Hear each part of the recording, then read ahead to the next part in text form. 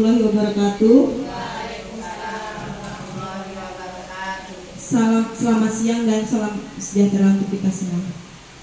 Pertama-tama marilah kita panjatkan puji syukur atas kehadiran Allah Subhanahu wa taala yang mana pada siang hari ini kita dapat berkumpul kembali di ruangan ini dalam acara pengimbasan budaya positif calon guru penggerak. Salawat serta salam marilah kita sanjungkan kepada junjungan Nabi besar Muhammad yang kita nantikan syafaatnya di yaumul akhir nanti. Bapak Ibu hadirin yang sekalian, perkenalkan saya Dita Primanda Putri selaku moderator dalam diskusi pengimbasan budaya positif calon guru penggerak akan menyampaikan susunan acara. Acara pertama yaitu pembukaan, acara yang kedua sambutan kepala sekolah, dan acara yang ketiga penyampaian materi dari Ibu Ana Farida dan Ibu Musniati selaku calon guru penggerak. Baik, acara yang pertama yaitu acara pembukaan. Marilah kita buka acara ini dengan membacakan lafaz basmalah. Memasuki acara yang kedua yaitu sambutan dari kepala sekolah. Kepada Bapak Sulpani SPD kami persilahkan.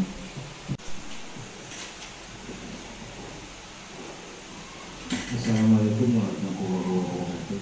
Waalaikumsalam warahmatullahi wabarakatuh.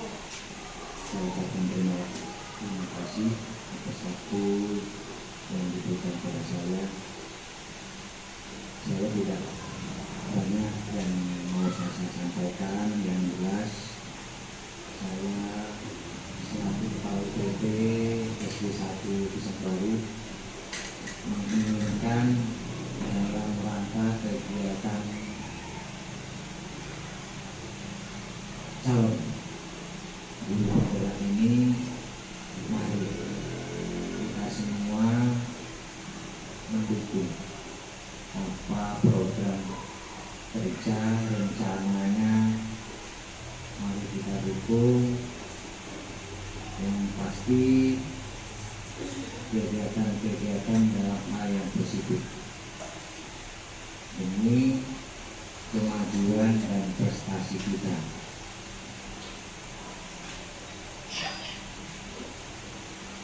Mari kita tunjukkan bahwa kita mampu, bahwa kita bisa untuk melaksanakan program apa yang direncanakan oleh rekan kita Ibu Ana dan Ibu Musniati.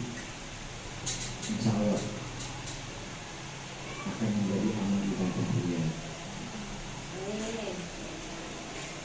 Sekali lagi saya sampaikan Bapak Ibu, mari kita bersama-sama mendukung kegiatan yang beliau rencanakan. Itu saja. Kurang lebihnya saya mohon maaf. Saya akhiri. Wassalamualaikum warahmatullahi wabarakatuh. Waalaikumsalam warahmatullahi wabarakatuh. Baik, bismillahirrahmanirrahim. Assalamualaikum warahmatullahi wabarakatuh. Alhamdulillahirabbil alamin. Bapak Ibu semuanya, pada siang hari ini kita masih diberi nikmat sehat sehingga kita bisa berkumpul bersama dalam acara pengimbasan budaya positif oleh calon guru penggerak. Baik, yang saya hormati Bapak Kepala UPT SD Negeri 1 Pisang Baru, Bapak Sulpani, dan rekan-rekan sejawat, Bapak Ibu guru hebat semuanya yang sudah memberikan waktunya untuk hadir menghadiri kegiatan untuk acara pengimbasan budaya positif oleh saya Ana Farida dan rekan saya Ibu Musniati Sakinah. Baik Bapak Ibu, sebelumnya ini rasa-rasanya sudah tegang semuanya. Bolehkah kita kasih ice breaking biar tambah semangat dulu? Silakan Bu Wati, ice breakingnya. Silakan Bapak Ibu untuk berdiri.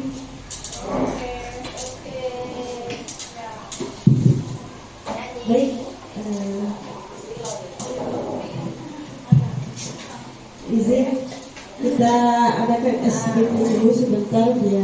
tidak mengantuk. Coba kita tangannya ke depan semuanya, Bang. Kita apa ini namanya? Goyang-goyang. Nah, kita refleksi. Biar nggak pegal-pegal, banyak ngantuk. Kepalanya di situ Bapak Ibu. Kanan, ke kiri boleh.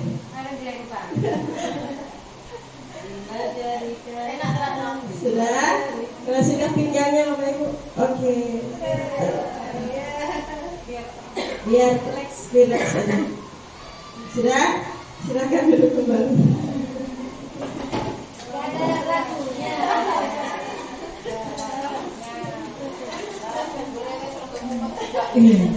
Ya, kita lanjutkan di Bapak Ibu. Ya, kita kembali ke materi budaya positif. Next, konsep inti dari budaya positif, Bapak Ibu, yang perlu diketahui itu ada 8. Yang pertama adalah perubahan paradigma belajar. Yang kedua, disiplin positif. Ketiga, nilai-nilai kebajikan. Keempat, kebutuhan dasar manusia. Kelima, motivasi perilaku manusia. Keenam, posisi kontrol guru. Ketujuh, keyakinan kelas. Dan yang kedelapan adalah segitiga restitusi. Itu tadi adalah konsep inti budaya positif yang perlu kita ketahui, Bapak Ibu. Next, di sana.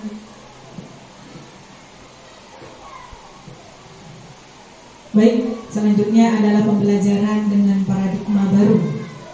Pembelajaran dengan paradigma baru ini merupakan pembelajaran yang dirancang berdasarkan prinsip pembelajaran berdiferensiasi sehingga para peserta didik belajar sesuai kebutuhannya berdasarkan tahap perkembangan sesuai teori psikologi modern untuk mewujudkan profil pelajar Pancasila. Profil pelajar Pancasila ini ada berapa Bapak Ibu? Ada berapa dimensi? Ada 6 dimensi ya Bapak Ibu. Yang pertama adalah beriman, bertakwa kepada Tuhan Yang Maha Esa dan berakhlak mulia. Dimensi beriman dan bertakwa kepada Tuhan Yang Maha Esa ini memiliki 5 elemen Bapak Ibu. Yang pertama adalah akhlak beragama, yang kedua akhlak pribadi, ketiga akhlak kepada manusia, keempat akhlak kepada alam, dan yang terakhir adalah akhlak bernegara. Dimensi yang kedua yaitu berkebinekaan global. Memiliki elemen kunci. Yang pertama, mengenal dan menghargai budaya. Yang kedua, kemampuan komunikasi interkultural. Selanjutnya adalah refleksi dan tanggung jawab terhadap pengamalan kebinekaan. Dan yang terakhir adalah berkeadilan sosial. Itu tadi dimensi berkebinekaan global. Selanjutnya dimensi yang ketiga adalah bergotong royong. Elemen-elemen dari bergotong royong yaitu kolaborasi, yaitu kemampuan bekerja sama ya Bapak Ibu, kolaborasi. Kemudian yang kedua adalah kepedulian. Yang ketiga adalah berbagi, yaitu memberi dan menerima semua hal yang penting bagi kehidupan pribadi maupun bersama. Dimensi yang keempat adalah mandiri. Elemen kunci dari karakteristik ini adalah yang pertama, pemahaman diri dan situasi yang dihadapi. Yang kedua, regulasi diri. Yang ketiga, kesadaran akan diri dan situasi yang dihadapi. Dimensi yang kelima yaitu bernalar kritis. Elemen dari bernalar kritis adalah yang pertama, memperoleh dan memproses informasi. Yang kedua, menganalisis dan mengevaluasi penalaran. Yang ketiga adalah merefleksi pemikiran dan proses berpikir dalam pengambilan keputusan. Baik, dimensi yang terakhir, dimensi yang keenam dari profil pelajar Pancasila adalah kreatif Bapak Ibu. Elemen kunci dari kreatif yaitu menghasilkan gagasan yang orisinal, yang asli Bapak Ibu ya. Kemudian yang kedua adalah menghasilkan karya dan tindakan yang orisinal juga. Lanjut, Bu Sandra, next. Nah, Ini yang perlu kita pahami bersama Bapak Ibu tentang miskonsepsi tentang teori kontrol. Yang pertama adalah ilusi tentang guru mengontrol murid. Ya, ilusi tentang guru mengontrol murid. Sebetulnya kita tidak bisa mengontrol murid Bapak Ibu jika ia tidak mau. Harus ada dorongan dari diri sendiri murid itu sendiri. Kemudian ilusi yang kedua adalah penguatan positif, efektif, dan bermanfaat. Semisal bujukan dan nasihat-nasihat, jika terlalu dalam, murid bisa ketergantungan dan tidak mandiri dalam mengontrol dirinya. Ilusi yang ketiga adalah kritikan dapat membuat orang merasa bersalah, dapat menguatkan karakter. Kalaupun kita harus mengeluarkan kritikan, maka kritiklah secukupnya, dan kritikan tersebut harus membangun ya Bapak Ibu, bukan malah membuat murid tidak percaya diri. Kemudian ilusi yang keempat adalah orang dewasa ini memiliki hak untuk memaksa. Maknanya apa? Menentukan pilihan adalah hak masing-masing manusia. Itulah yang sebenarnya ya Bapak Ibu. Next misalnya. Baik, selanjutnya adalah disiplin positif. Disiplin ini berasal dari kata disiplina yang artinya adalah belajar. Disiplin mengacu pada disiplin diri yang memiliki tanggung jawab terhadap apa yang dilakukannya berdasarkan nilai-nilai yang diyakini. Kemudian selanjutnya disiplin positif merupakan salah satu cara penerapan disiplin yang bertujuan untuk menumbuhkan kesadaran serta memberdayakan peserta didik tanpa imbalan penghargaan atau reward, ancaman atau hukuman.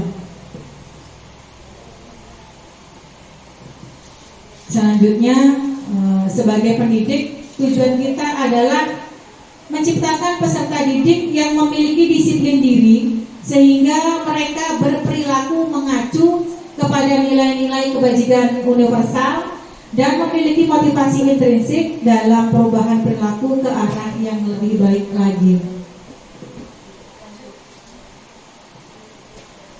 Selanjutnya mengenai nilai-nilai kebajikan, nilai yang disepakati bersama terlepas dari suku bangsa, agama, bahasa maupun latar belakang. Bapak Ibu, contoh nilai kebajikan institusi atau organisasi.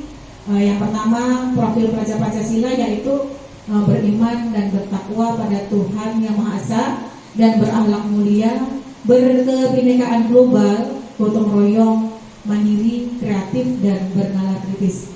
Yang kedua itu dari organisasi IBO Primary Years Program atau PYP adalah toleransi, rasa hormat, integritas, mandiri, menghargai, antusias, empati, keingintahuan, kreativitas, kerjasama, percaya diri, dan komitmen. Yang ketiga yaitu dari keterampilan hidup atau life skill, dapat dipercaya, lurus hati, pendengar yang aktif, tidak merendahkan orang lain, dan memberikan yang terbaik dari diri. Baik, materi selanjutnya mengenai kebutuhan dasar manusia. Bapak Ibu, kebutuhan dasar manusia adalah segala sesuatu yang kita lakukan untuk mendapatkan apa yang kita inginkan. Seluruh tindakan yang kita lakukan memiliki tujuan tertentu, dan semua usaha terbaik yang kita lakukan adalah dalam rangka agar kebutuhan dasar kita terpenuhi dengan baik.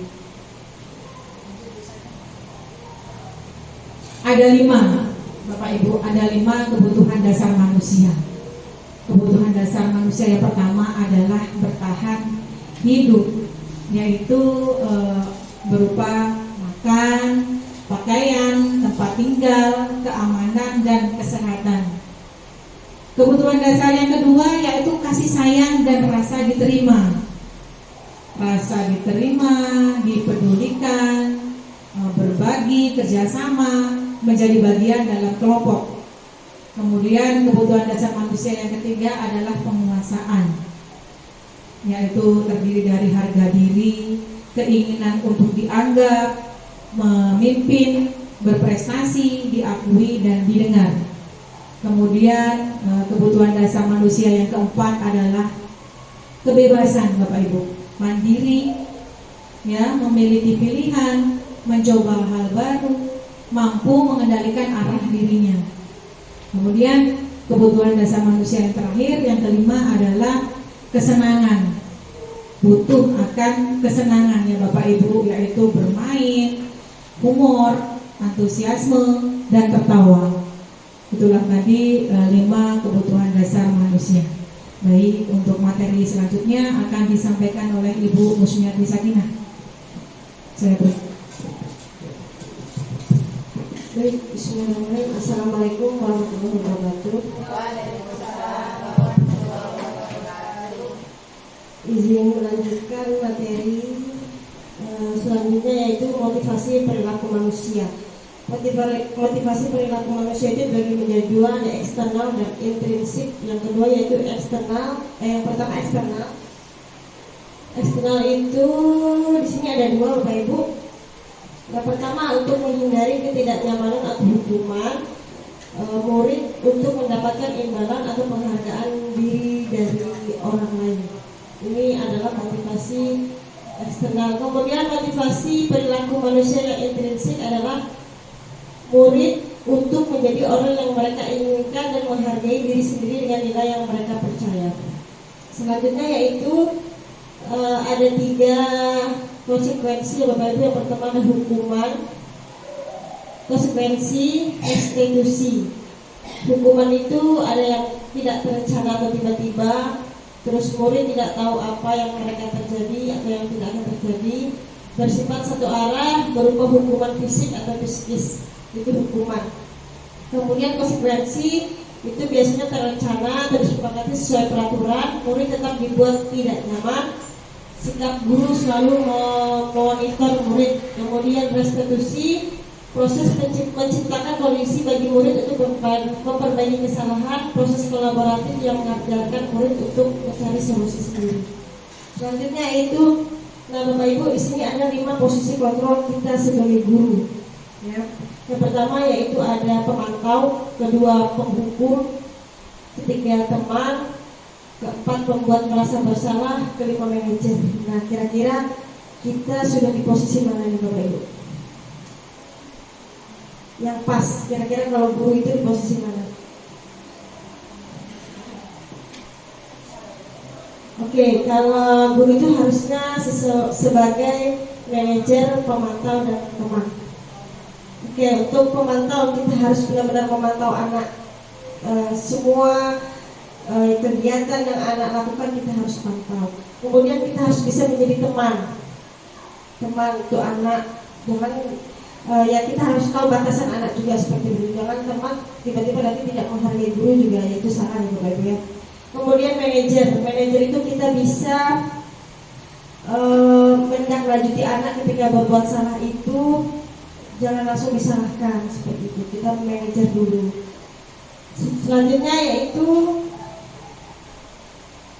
contoh penerapan 5 posisi kontrol guru. Di sini ada kasus 1, siswa tidak memakai atribut lengkap saat upacara bendera. Penghukum contohnya hormat pada bendera selama 1 jam. Itu kita menghukum anak, Ibu. Kemudian membuat merasa bersalah. Contoh kalimatnya seperti ini. Berapa kali Bapak atau Ibu harus memberitahu kamu selalu saja mengecewakan Bapak Ibu. Dia kan jadi merasa bersalah karena kita sudah kecewa, terus dia jadi kayak oh iya ya, seperti itu. Selanjutnya teman. Contoh kalimatnya, ayo dong ikuti aturan sekolah, tolong bantu Bapak atau Ibu ya sekali ini. Ya sudah, tidak apa-apa, lain kali jangan sampai berbuat seperti ini lagi ya. Nah, ini contoh kata-kata kalau kita memposisikan diri kita guru atau posisi kontrol kita guru sebagai teman, seperti itu. Kemudian pemantau, contoh kalimatnya, kamu sudah melanggar peraturan sekolah, kamu tahu konsekuensinya. Setelah upacara, kamu beli atribut ke koperasi dan jangan diulangi lagi. Ini pemantau. Pemantau itu biasanya lebih ke peraturan sekolah yang dia bawa, seperti itu. Ini sudah aturan sekolah, seperti itu. Selanjutnya yaitu manajer. Contoh kalimatnya, apakah kamu tahu kesalahanmu? Kira-kira bagaimana kamu memperbaiki kesalahanmu? Seperti itu.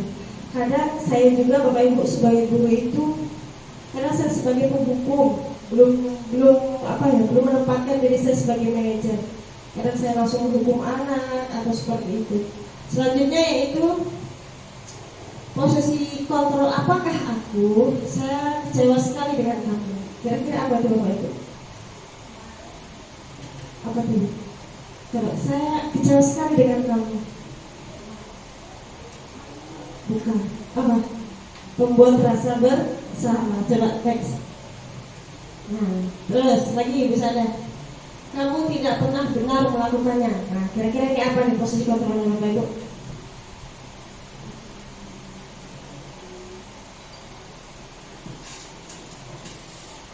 Next, coba. Penghukum. Oke, kita bisa ya menempatkan posisi kita sebagai guru. Selanjutnya Bapak bisa. Apa rencana untuk menyelesaikan masalah ini? Manajer, oke, manajer. Jadi kita tanyakan dulu kesalahan anak, tanyakan kenapa kamu berbuat salah seperti itu, pasti punya alasan anak itu berbuat seperti itu. Selanjutnya, ayo lakukan demi bapak dan ibu ya, teman, oke. Terus selanjutnya bisa ada, kamu tidak pernah mendapat nilai jika tidak mengerjakan tugas. Pemantau, dia peraturan. Kalau kamu nggak mengerjakan tugas nggak dapat nilai. Itu aturannya seperti itu biasanya Bapak Ibu, itu pemantau. Selanjutnya keyakinan kelas. Mengapa keyakinan kelas bukan peraturan kelas? Next. Nah, pembentukan keyakinan kelas bersifat abstrak berupa pernyataan universal dibuat dalam pertanyaan positif sedikit saja agar mudah diingat sesuai dengan kondisi kelas dan sekolah, sehingga mudah diterapkan. Semua warga sekolah dan warga kelas dilibatkan saat membuat keyakinan kelas. Jadi kesepakatan kelas ini dibuat dengan kesepakatan guru dan murid. Biasanya seperti itu dalam kelas ya Bapak Ibu. Bisa jika tidak jika tidak membawa buku PR, konsekuensinya apa? Itu kita kesepakati bersama dengan murid. Selanjutnya, di sini ada segitiga restitusi. Segitiga restitusi adalah suatu proses dialog yang dijalankan oleh guru agar dapat menghasilkan murid yang mandiri dan bertanggung jawab. Ada 3 tahapan segitiga restitusi Bapak Ibu. Di sini yang pertama menstabilkan identitas, kedua validasi tindakan yang salah, yang ketiga menanyakan keyakinan. Selanjutnya di sini ada yang pertama menstabilkan identitas adalah dilakukan berdasarkan prinsip membuat kesalahan adalah bagian dari proses pembelajaran. Biasanya dari kata-kata menstabilkan identitas itu ada pertanyaan-pertanyaan seperti ini. Berbuat salah itu wajar. Itu menstabilkan identitas. Terus tidak ada manusia yang sempurna. Berbuat salah itu adalah hal yang wajar. Bapak Ibu juga pernah melakukan itu. Bapak Ibu tidak mau mencari siapa yang salah, tapi Bapak Ibu ingin mencari solusi dari permasalahan ini. Terus kamu berhak merasa begitu. Jadi kadang ada anak yang berantem, kita langsung, saya nih posisinya, saya pernah seperti itu Bapak Ibu. Ketika ada anak yang berantem itu kadang saya langsung, kenapa tidak menanyakan dulu awal-awalnya, langsung kenapa ya kamu salah gitu. Biasa seperti itu ya Bapak Ibu ya, karena kita masih sebagai penghukum. Selanjutnya yaitu validasi tindakan yang salah dilakukan berdasarkan prinsip setiap perilaku berupaya memenuhi suatu kebutuhan tertentu. Contoh pertanyaannya adalah kamu pasti punya alasan mengapa melakukan hal itu, padahal kamu bisa melakukan yang lebih buruk dari ini ya. Kamu patut bangga karena telah melindungi sesuatu yang penting buatmu. Kamu melakukannya karena mempertahankan sesuatu yang penting bagimu. Ini adalah contoh pertanyaan pada validasi tindakan yang salah. Selanjutnya yaitu menanyakan keyakinan, dilakukan berdasarkan prinsip teori kontrol bahwa pada dasarnya kita termotivasi secara intrinsik. Contoh pertanyaannya adalah apa keyakinan kelas kita, nilai-nilai apa yang telah disepakati bersama, seperti apa gambaran sebuah kelas yang ideal menurut kamu ingin menjadi orang yang seperti apa. Jadi ketika anak berbuat salah, kita bisa melakukan dengan 3 tahapan tadi, segitiga restitusi tadi, yaitu menstabilkan identitas, validasi tindakan salah, dan menanyakan keyakinan kelas. Selanjutnya, di sini ada contoh penerapan segitiga restitusi. Yang pertama,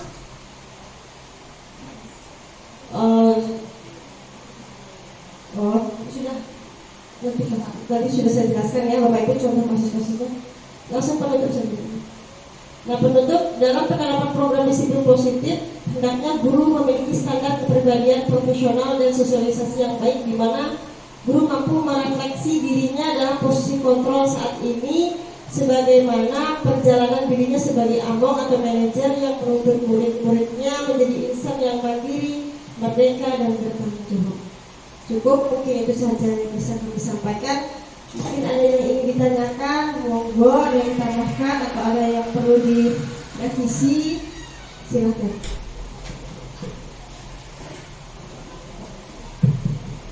Dari Bapak Ibu kami persilahkan kalau ada yang ingin menanggapi, menambahi maupun menyempurnakan, silakan. Silakan Bapak Ibu. Sudah cukup? Sudah cukup, alhamdulillah, luar biasa. Terima kasih Bapak Ibu atas waktunya. Saya kembalikan ke MC.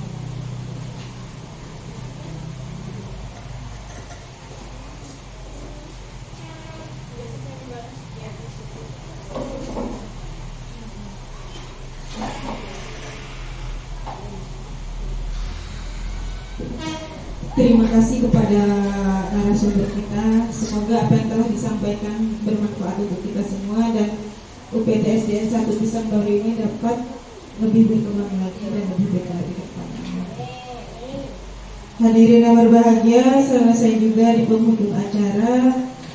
Sebelum kita tutup acara ini, marilah kita baca dengan melafalkan hamdalah. Saya di sini selaku moderator, mohon maaf apabila ada salah kata. Saya akhiri, wassalamualaikum warahmatullahi wabarakatuh. Waalaikumsalam warahmatullahi wabarakatuh.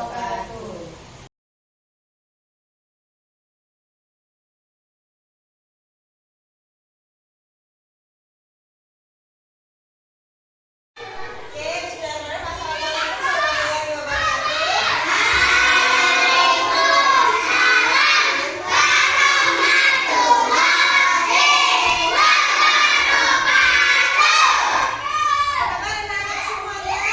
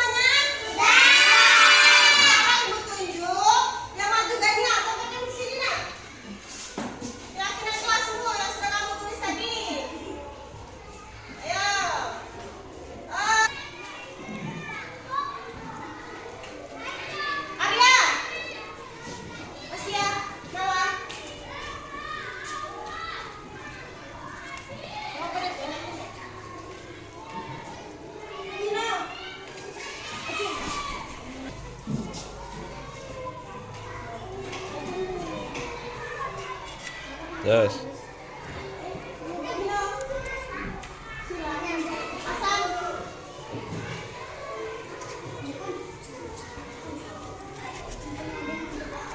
Ya. Oke, sudah semuanya? Kalau sudah, kita pilih dulu ya. Kita milah-milah dulu kesepakatan kelas yang kita sepakati bersama. Di sini ada izin saat mau ke kamar mandi. Setuju nggak? Oke, kemudian jujur. Setuju. Ya, setuju. Menghormati guru. Setuju. Kemudian belajar dengan sungguh-sungguh. Setuju. Tidak boleh tidur di kelas. Setuju. Tidak. Tidak. Karena kenapa? Karena di sini ada kata-kata tidak. Karena yang dalam kelas itu harus menggunakan kata-kata positif. Tidak boleh dengan kata tidak. Oke. Kemudian dilarang berantem. Setuju. Setuju. Tapi tidak setuju karena pakai kata-kata negatif. Dilarang itu tidak boleh. Kemudian menjaga kerapihan kelas. Setuju. Setuju. Boleh. Menjaga kebersihan. Setuju. Coba sekarang hitung ada berapa keyakinan kelas di depan ini, Kak? 1, 2, 3, 4, 5, 8. Oke, kalian setuju semua dengan kesepakatan yang sudah kita buat ini? Setuju. Ibu harapkan kalian mentaatinya dan mematuhinya. Oke? Nah, nanti setelah ini kalian akan tanda tangan bukti kalau kalian sudah setuju dengan keyakinan kelas yang sudah kita buat. Paham? Paham? Oke. Ayo, Agni. Tanda tangan. Tanda tangan. Ayo, Wenya. Cepetan, bisa. Tan, sini nak. Tanda tangan.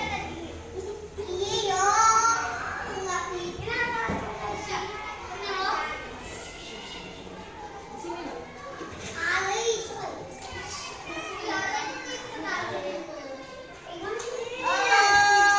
Dania.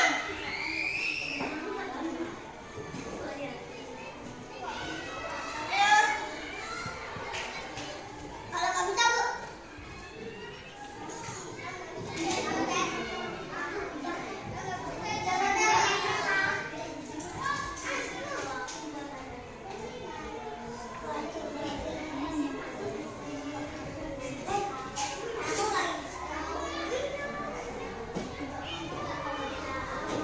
Hasan.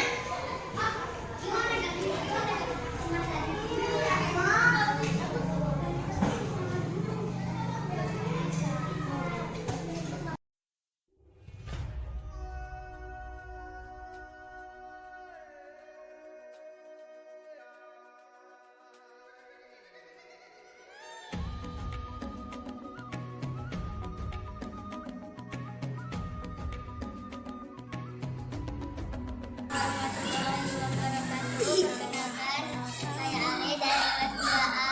Assalamualaikum warahmatullahi wabarakatuh. Perkenalkan nama saya Dania dari kelas 2A.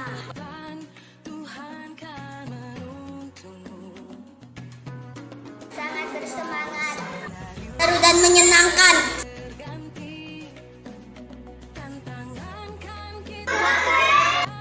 Sangat penting. Agar kita bisa lebih baik lagi. Karena untuk membuat kita bertanggung jawab.